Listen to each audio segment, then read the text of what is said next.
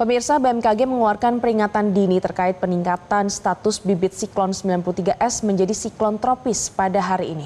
Meski bergerak menjauhi Indonesia, namun dampak tidak langsung berupa hujan ekstrim dan angin kencang mengancam wilayah Sumatera hingga seluruh Pulau Jawa. Situasi ini menjadi krusial karena terjadi di tengah meningkatnya arus libur Natal dan juga Tahun Baru. Untuk membahasnya kita sudah terhubung dengan Deputi Bidang Meteorologi BMKG, ada Bapak Guswanto. Selamat pagi Pak Guswanto. Selamat pagi Andrew dan Glory. Siap Pak Guswanto, langsung saja Pak, pihak BMKG ini kan menyatakan bibit siklon 93S akan naik status menjadi siklon tropis kategori 1 pada hari ini. Secara teknis, apa perubahan cuaca yang akan langsung dirasakan Pak oleh masyarakat? Baik, Andrew. Yang pertama yang ingin kami sampaikan bahwa siklon tropis 93S akan naik menjadi siklon tropis kategori 1 itu jaraknya sekitar 1000 km dari Banten ya ke arah barat daya. Ini yang pertama. Yang kedua, tanggal 22 jamnya jam 00 UTC, artinya jam 7 pagi ini ya. Kemudian dampak yang lebih ini adalah yang pertama, yaitu hujan lebih sering dan intens ya. Kita melihat bahwa dampak tidak langsung itu saat ini terjadi di wilayah menguat di barat daya Jawa, potensi kilat dan angin kencang meningkat pada jeda hujan. Kemudian angin juga menguat lebih kencang ya, gasnya atau gasti ya, peningkatan kecepatan angin dari permukaan dengan hembusan ya yang lebih kuat, artinya saat band konvektif itu melintas, artinya kita melihat bahwa di Samudra Hindia Barat Daya Jawa Barat dan aktivitas konveksi menguat pagi ini. Kemudian kita juga melihat bahwa gelombang di perairan sekitar Selat Sunda ini cenderung 1,25 sampai 2,5. Jadi dampaknya tidak begitu dahsyat dibandingkan yang beberapa hari yang lalu, karena beberapa hari yang lalu itu posisinya lebih dekat ke Pulau Jawa. Kemudian kita juga melihat intensitas ini kan, kalau kita melihat bukan satu-satunya ya penentu, namun jarak itu juga menentukan. Kalau kita melihat bahwa siklon tropis itu kan skalanya antara 150 hingga 450 km, Andrew. Kira-kira itu, Andrew, yang bisa disampaikan. Oke, baik Pak Guswanto, melihat siklon tropis ini apakah hanya dirasakan di Indonesia saja atau di wilayah Asia Tenggara lainnya seperti Malaysia, Singapura, dan Thailand? Ya, baik. Untuk bibit siklon tropis 93S ini hanya dirasakan di wilayah Samudra Hindia, khususnya yang dampak tidak langsung wilayah Indonesia yang berdekatan ya. Kita melihat juga mungkin Australia juga, tapi ini cukup jauh ya, sekitar 1000-an kilometer ya dari barat daya Banten.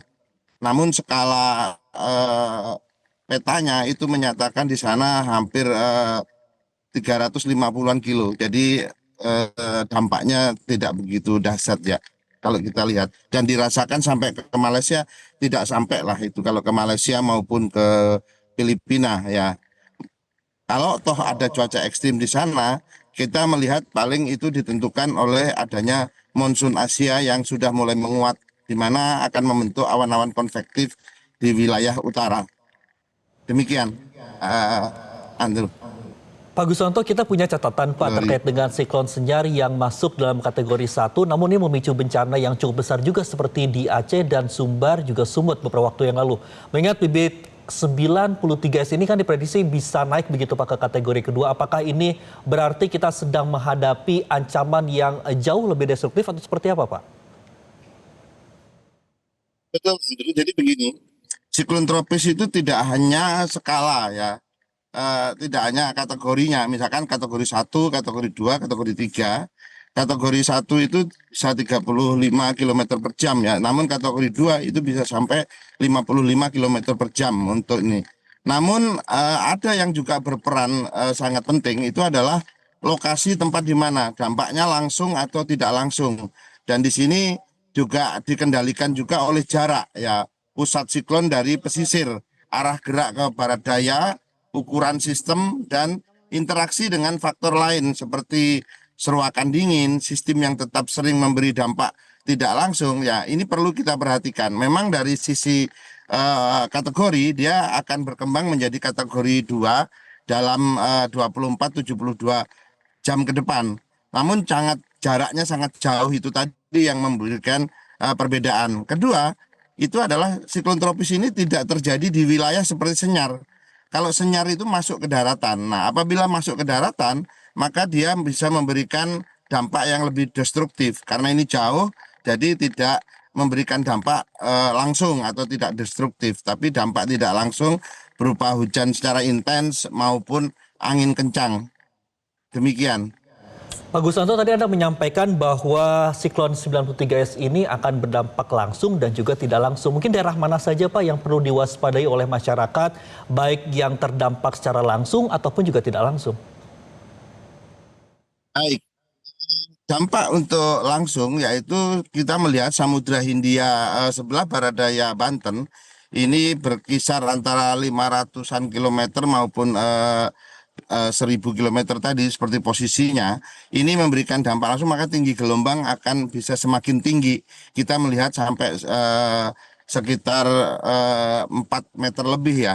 Namun untuk wilayah yang kita lihat dampak tidak langsung itu kita melihat adanya pesisir selatan Jawa ya, ini perlu kita lihat. Namun di situ tinggi gelombang tidak mencapai sampai 4 meter, hanya 1,5 ya. Kita melihat 1,5 sampai 1,25 sampai 2,5.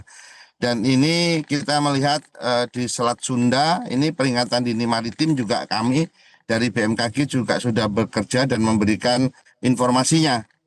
Kira-kira itu yang bisa kami sampaikan. Baik, terima kasih Pak Guswanto, Deputi Bidang Meteorologi dari BMKG atas waktunya untuk wawancara bersama kami di Metro Pagi Prime Time.